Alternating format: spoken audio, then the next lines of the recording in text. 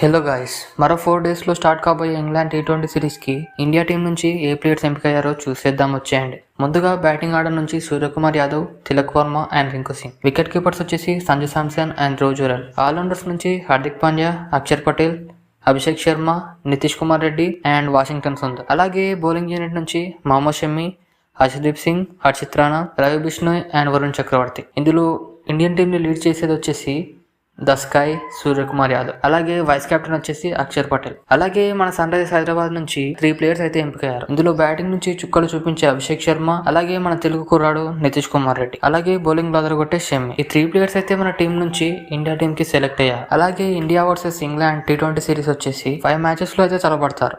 ఇందులో first match 22 Jan కి start అవుతుంది.